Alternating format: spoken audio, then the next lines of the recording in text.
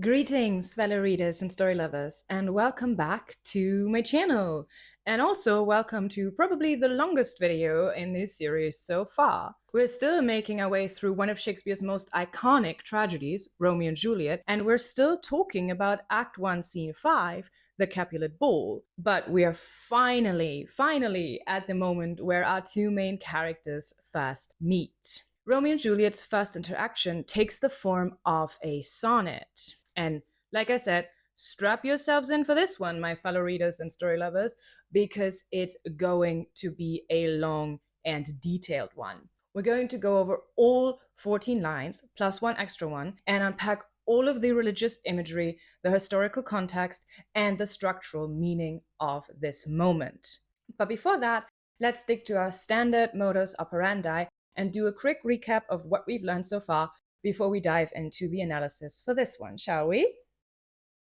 So we start the scene at the Capulet mansion, with the servants making some last-minute adjustments to get everything ready for the big party. This creates a hectic and lively atmosphere on stage, which sets the scene, both literally and figuratively, for the main character's first meeting. Lord Capulet enters, followed by his family and his guests. He opens the festivities by inviting everyone to dance, but doesn't take to the dance floor himself, and rather has a rather joking conversation with his cousin. Very typical old folks banter. Then Romeo spots Juliet on the dance floor and falls immediately and irrevocably in love with her.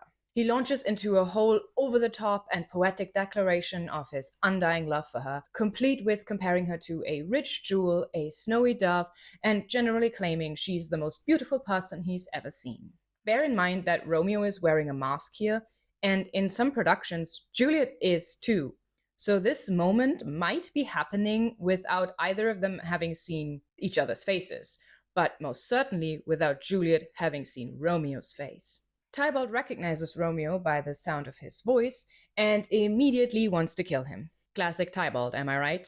He's kind of prone to issuing death threats. They're pretty much his default reaction to anything. Lord Capulet steps in and essentially tells his nephew to leave Romeo be and not kill him at his party, which, yeah, pretty reasonable when you think about it. Tybalt, however, does not like hearing this from his uncle, and a heated argument ensues, in which Lord Capulet is pretty quick to lose his temper when his nephew doesn't do as he's told. This adds another layer to Lord Capulet's character. Earlier in the play, he's been presented as a kind and caring father, as well as a dignified head of house. Now, we see his temper flare at the slightest hint of disobedience. Another example of how even well-meaning characters are prone to destructive behavior. And this also foreshadows his later outbursts with Juliet in Act 3, Scene 5, when she refuses to marry Paris. And that is a big driving force in Juliet's decision to fake her own death. The argument ends with Tybalt swearing revenge and exiting the scene, leaving us with Romeo and Juliet on the dance floor. And this brings us to the part of the scene that we're going to talk about in this video, Romeo and Juliet's first conversation. By the way, if the frequent tonal shifts are giving you a little bit of whiplash, that's entirely deliberate on Shakespeare's part. It serves two purposes. One, it juxtaposes love and hate, once again presenting them not as opposites, but as equally destructive forces that bring about multiple characters' death.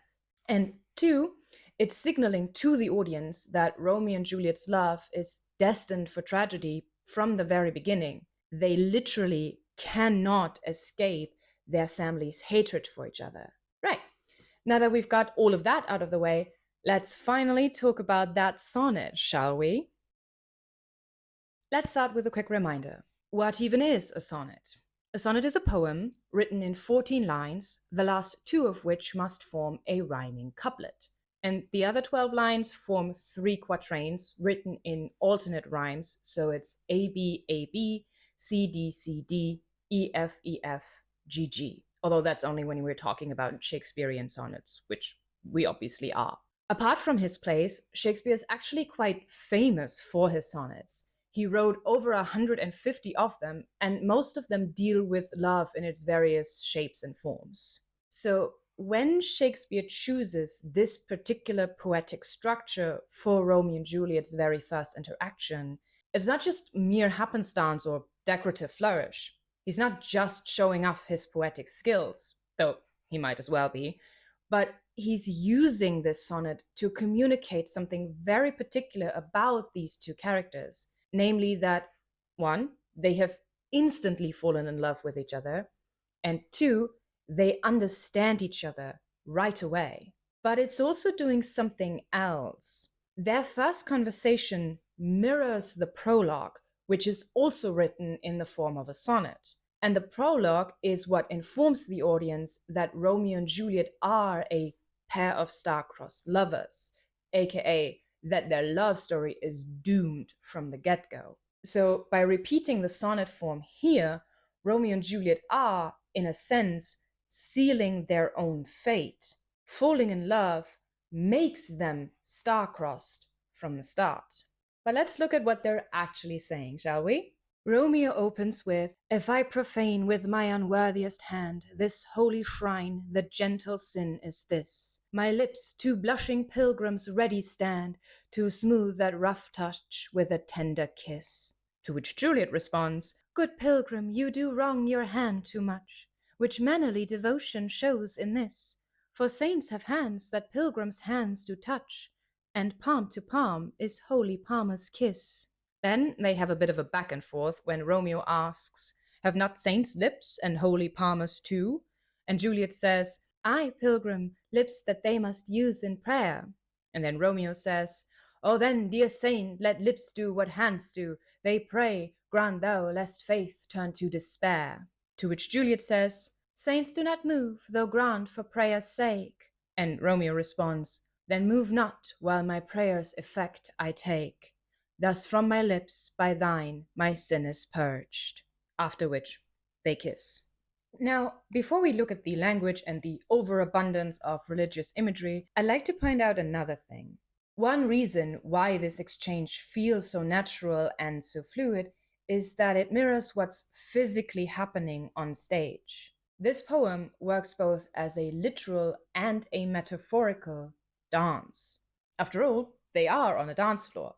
Lord Capulet literally opens the party by telling everyone that they should dance their hearts out. And most productions, at least the ones I've seen, which granted isn't that many, stage this exchange that way. On a metaphorical level, though, the dance is happening in their language as well. Romeo takes the lead, setting up the religious metaphor, and Juliet responds by following, accepting his metaphor, playing with it, even adding her own twist. And throughout the sonnet, they go back and forth like dance partners. Romeo grows bolder, repeatedly asking for a kiss, while Juliet reins him in, keeping the balance between them. By the final couplet, they've reached complete harmony. Their words and movements are perfectly in sync, like two dancers who have found their rhythm together. Now let's take a detailed look at the language they are using in order to conduct this dance, shall we? Like I said, Romeo comes in strong, maybe a little too strong even. In his words, touching Juliet's hand becomes something profane. Like, calm down, dude. All you did was take a girl's hand at a party. You didn't steal a sacrificial chalice from a church altar. But that's Romeo for you, isn't it? He can't help but exaggerate. Like aggression with Tybalt, emotional intensity is kind of Romeo's default setting. So Juliet becomes something sacred, like a holy shrine, to be revered, and he becomes the unworthy pilgrim who has to pray for forgiveness. He's basically saying, "Hey, you're way out of my league, but let me try it anyways." And having set up that metaphor, Romeo immediately turns it back on himself. And that's where things get complicated, because he calls his touch a gentle sin. And that phrase is, quite frankly, doing an indecent amount of work. Let me break it down for you. His touch is both gentle, because his intentions are very sincere, almost reverent. He genuinely likes Juliet. We know that from the way he reacted to her when he first saw her. "Did my heart love till now? Forswear its sight, for I ne'er saw true beauty till this night." As overdramatic as that may sound, He's being very genuine, and he wants Juliet to know that. But his approach is also sinful for several reasons all at once. First of all, he's being very direct here. He openly acknowledges his physical desire. Hell, in the next two lines, he straight up asks Juliet for a kiss at a formal high society event in public. You almost can't get any more inappropriate than that. And to tie it back to what I said in one of the earlier videos when I first talked about Romeo, this goes directly against the concept of courtly love. Courtly love is distant, restrained, idealized. Lovers are supposed to suffer quietly and from afar. Romeo and Juliet are very much not doing that. Their love is immediate, physical, and impatient. And just as a side note, Elizabethans would have been very skeptical of this kind of love. I know I said in one of my previous videos that I'm not a historian per se, so most of what I tell you about how Shakespeare's plays would have been perceived by a contemporary audience is more or less an educated guess. But I'm fairly confident in this one. Elizabethans believed in three things when it comes to romance. One, you need matching social ranks. Romeo and Juliet technically have this, so that's the least of their problems. Two, you need steady courtship, which basically means Romeo and Juliet would have needed to spend chaperoned time together in order to get to know each other. And three, you need parental approval. Family was very important in those days. Basically, family is the foundation of all social stability. And if you think about it, that makes total sense. Family is where your social rank comes from, and you basically cannot move up or down, which is why the matching of social ranks mattered so much. And Romeo and Juliet would never get their parents' consent to marry, which means they're actively defying them with their secret romance. And this would have been seen as highly rebellious and borderline dangerous and immoral in those days. But of course, Romeo and Juliet don't know that yet. Remember, this is a masked ball, so they haven't seen each other's faces and don't know that the other is of the rivaling household yet. Which means, by the way, that Juliet's reaction, which we'll get to in a minute, makes perfect sense. She is not appalled or taken aback by Romeo's approach, because here's this dude who's much closer to her in age than Count Paris, who's showing interest in her. And she knows her parents want her to get married. She and her mother had an entire conversation about that 2 scenes ago.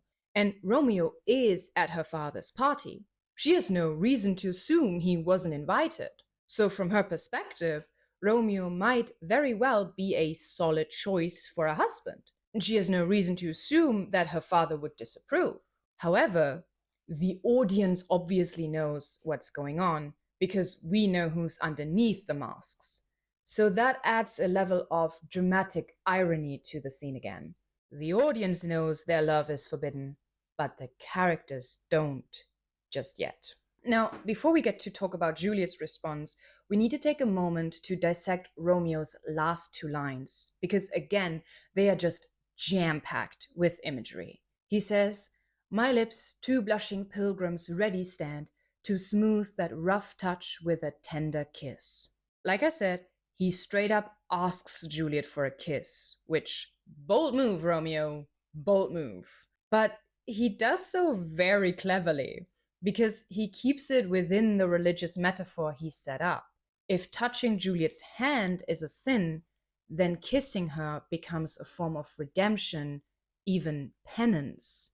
It's a way to redeem his sin and make things right again. Now, the word blushing is also pulling double duty here. On the one hand, it could suggest shyness, the innocent pilgrim who is overwhelmed by the holiness of the shrine he is approaching. But blushing can just as easily be seen as a signal for arousal and desire. Read that way, Romeo suddenly appears a lot less shy and a lot bolder and more eager. But Shakespeare doesn't force us to choose between one interpretation or the other. Both can be true. Romeo is both sincere in his approach and impulsive, reverent and very much aware of what he wants, inexperienced in matters of love, and bold in what he's asking. And his first lines make that very clear, in my opinion. But let's move on to Juliet, shall we? So, what's the first thing Juliet says to Romeo after being hit with this quite forward approach and all of Romeo's intense religious imagery? Good pilgrim, you do wrong your hand too much. First of all, with Good Pilgrim, she immediately signals to him, hey, I hear you, I understand you, I get what you're saying, let me build on your religious imagery. And then she tops it with, you do wrong your hand too much, which is basically saying, my dude, you're being too hard on yourself. Calm down a little, will you? And then she does something very clever. She says, which mannerly devotion shows in this. And by this, she means this, what we're doing right here, touching hands while we're dancing, which would have been a very appropriate and socially acceptable form of physical contact given the circumstances. So, in that one single line, she reframes the entire interaction from Romeo's gentle sin to something perfectly respectable. And she does it without rejecting him. Basically, she's saying, we're not being inappropriate. In fact, we're being quite respectful. I think this can be read as Juliet sort of saving face. She can't afford to be inappropriate with a man she doesn't know, especially in such a public setting like her father's party. Otherwise, her reputation would be tarnished. This exemplifies, once again, the stark contrast in gender norms and expectations at the time. Romeo, as a man, can be quite bold and forward, but Juliet, as a woman, cannot. She needs to keep up decorum in order to preserve her honor and virtue. Now, in the next two lines is where her intelligence really starts to shine through. She says, for saints have hands that pilgrims' hands do touch, and palm to palm is holy palmer's kiss. This is where she not just accepts and responds to Romeo's religious metaphor, but actively builds on it. She keeps him in the role of the devout pilgrim while casting herself in the role of a saint, or rather, the statue of a saint, which is what pilgrims would have prayed to. And just in case I haven't made this clear enough, the entire metaphor is built on the idea of a pilgrimage. Now, pilgrimages are religious journeys, usually taken on foot, to a sacred place, aka a holy shrine, which is what Romeo has compared Juliet to in the first quatrain. At those sacred places, pilgrims would then pray to statues of saints. Now, Juliet is basically saying, yes, my good pilgrim, you have arrived. Now show me the appropriate respect. And she also does something else in the line, and palm to palm is holy palmer's kiss. She's saying that touching hands is equally as intimate a gesture as kissing, and it's even more reverent because it's more respectful. In other words, Juliet allows intimacy, but she decides its pace. She isn't being passive, she's actively negotiating with Romeo as to what is and isn't acceptable for her. Also, there's a small wordplay in the word palma, which refers to both a pilgrim and to the palm of your hand. So, even on a linguistic level, Juliet mixes religious devotion with physical touch, just like Romeo does. It's another example of how well fitted they are intellectually and how seamlessly she moves within his metaphor, while still establishing her own boundaries. What this quatrain shows is that Juliet is, one, quick-witted, intelligent, and verbally agile. She's able to pick up on Romeo's metaphor and build on it at the drop of a hat. And two, she's aware of the social rules she has to play by. And three, she's not afraid to call Romeo out when he goes too far, which sets her up as the consistently more measured and modest partner in this relationship. But once again, she never turns Romeo down in all of that. Now, there's one more layer to this that's, I think, very easy to miss, and that's the structure. Romeo speaks in a quatrain, and Juliet responds with a quatrain of her own. Together, they are literally co-authoring the sonnet in real time, if we ignore the fact that Shakespeare could have taken weeks to write this particular section. That puts Romeo and Juliet on equal footing, intellectually, poetically, and narratively. Juliet isn't merely passive or reactive. She matches Romeo line for line and actively helps shape this moment as it unfolds, emotionally and structurally. And now we really start to pick up the pace, because in the next quatrain, their shared language turns into a rapid call and response, with Romeo pushing forward and Juliet pushing back, all within the same religious framework. So let's take a look at that, shall we? So, after Juliet politely redirects Romeo's request for a kiss to a more socially acceptable form of intimacy, touching hands while dancing, Romeo goes, "Have not saints lips and holy palmers too?" Basically saying, hey, we all have lips, saints and pilgrims included, so why should kissing be off limits? The implication here is that kissing can be just as much of a sacred act as touching, especially touching hands. However, Juliet immediately counters with, "I pilgrim, lips that they must use in prayer." She's maintaining the religious frame and actively holding her boundary all at once by reminding Romeo that lips are for praying, not for kissing. Once again, she doesn't reject Romeo or his metaphor. She just gently redirects him so that the interaction stays both within the bounds of the metaphor as well as the rules of propriety. So, what does Romeo do? He reframes the kiss as prayer. He says, "Oh, then, dear saint, let lips do what hands do. They pray, grant thou, lest faith turn to despair." He basically adapts to her logic. "Oh, you want me to pray? Fine, I can do that. But then you also have to grant my prayer, otherwise, I might just lose my faith in us." Or, to put it another way, "Please let me kiss you, otherwise, I'll be sad." And look, I know Shakespeare clearly intended for this to be a romantic moment, and it does work beautifully within the context of the scene and the religious metaphor. Juliet is the saint, Romeo is the pilgrim who prays to her and asks for his prayers to be granted.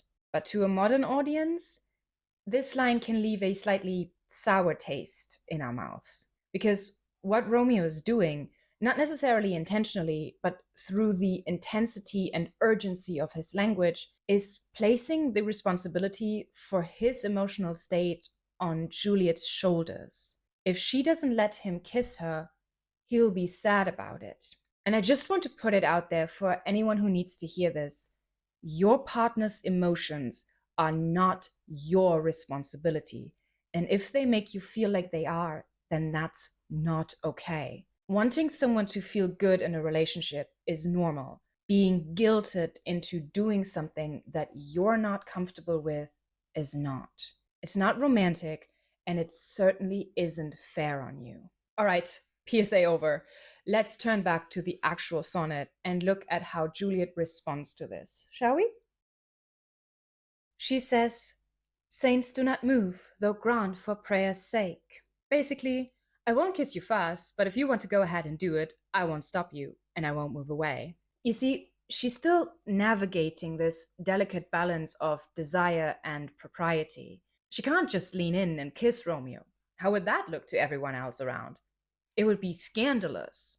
But she has also made it clear, to Romeo and the audience at least, that she is not at all opposed to Romeo's advances here. She is clearly into him and wants to kiss him, but because of the restraints placed on her by societal expectations, she can't.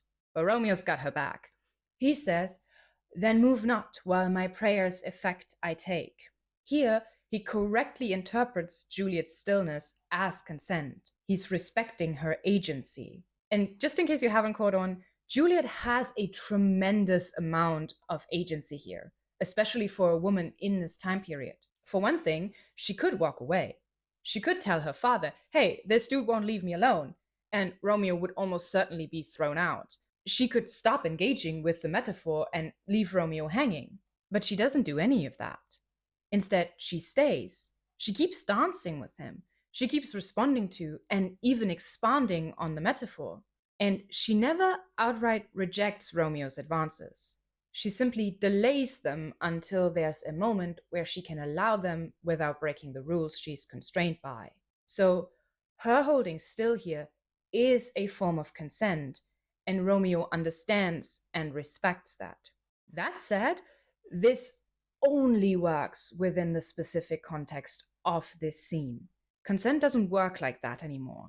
It's no longer no means no, but yes means yes. So unless someone specifically asks you to kiss them, don't go kissing them, please. All right, and with all of that said, let's finish the sonnet, shall we? Well, technically, we already have. Then move not while my prayers effect I take is the final line that completes the poem. But Romeo goes on and adds one other line before he actually kisses Juliet, and that's, "Thus from my lips by thine my sin is purged." This ties the moment neatly back to the very beginning, where Romeo framed touching Juliet as a gentle sin. And if that phrasing sounds familiar, by the way, it's probably because you've heard it echoed centuries later, most notably in Hosier's Take Me to Church, where he sings, "There is no sweeter innocence than our gentle sin." So 400 years on, we're still using the same kind of language to talk about love, desire, guilt, and reverence. Romeo and Juliet's kiss then becomes an act of purification. Through loving her and kissing her, he is cleansed.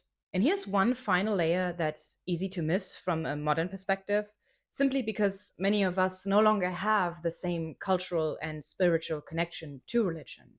But to an Elizabethan audience, this idea would have bordered on heresy. The belief that love, rather than God, can cleanse a person of sin runs directly against Christian doctrine.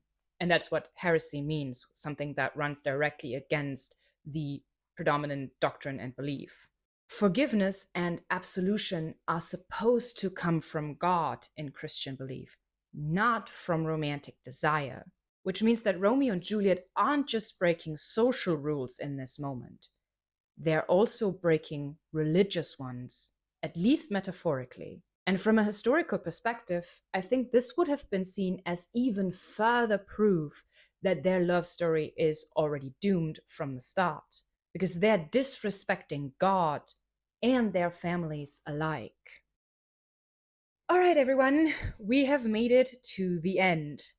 Like I said at the beginning, this has been a bit of a longer one, probably the longest one in this series so far. So thanks to everyone who stuck with me till the end. But I think this scene deserves this kind of attention because from a structural and storytelling perspective, it is what gets the ball rolling. This is where Romeo and Juliet fall in love. And that's what makes the rest of the play happen in the first place. So let's zoom out for a second, shall we? This scene opens in chaos. Servants rushing, orders being shouted, everyone scrambling to get everything ready on time, which gives way to celebration.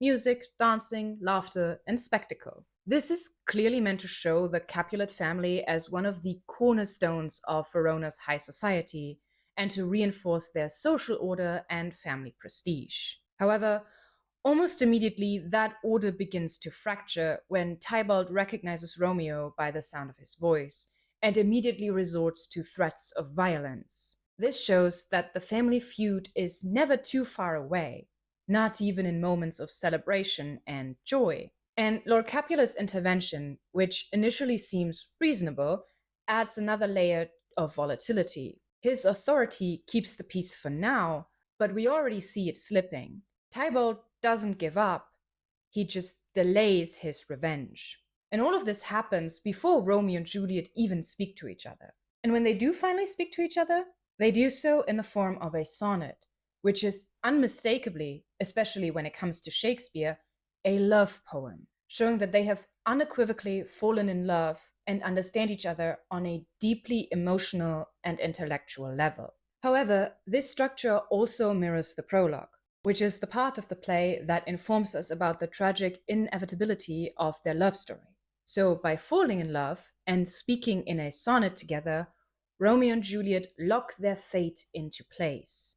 They have become the star-crossed lovers that the prologue has promised us they will be. The religious imagery that Romeo and Juliet use in their shared sonnet even exemplifies this further. They treat their love as sacred and redemptive. A kiss purges sin, Desire becomes prayer. Physical attraction is framed as worship. To an Elizabethan audience, this would have been deeply unsettling because it goes directly against Christian doctrine, where forgiveness is supposed to come from God, not from love of or for another person. By the end of the scene, everyone has crossed a line. Tybalt leaves swearing revenge, Lord Capulet has revealed the fragility of his authority, and Romeo and Juliet have elevated their love to something sacred, something that defies logic, religion, and family ties. The end of the scene has them both finding out that the other belongs to the rivaling household. And while Juliet almost instantly despairs over this, my only love sprung from my only hate, Romeo's reaction is, well, we're going to have to talk about that in the next few videos, won't we? Tune in next week for a discussion of Act Two's prologue and the infamous balcony scene, which may or may not take place on a balcony. For now, this is me, signing off. At the top of a head? You didn't steal a sacrificial challenge from a You didn't steal a sacrificial I really should not have put this in, which is the part of the play that informs us about the tragic how do you say that word? Inevitability. Thanks everyone for watching. If you enjoyed this video, please make sure to like, share, and comment down below. And don't forget to hit subscribe if you don't want to miss any of my future videos. I also have a Patreon that you can subscribe to, starting at as little as $2 a month, which gives you early access to any of my videos. Higher tiers include access to exclusive Patreon-only content and the chance to suggest books, plays, or poems for any future analysis. For now, that is it from me, and I'll see you next time. Take me to church and I'll worship like a dog at the shrine of your lies. I'll tell you my sins and you can sharpen your knife. Offer me that deathless death, the good God, let me give you my life.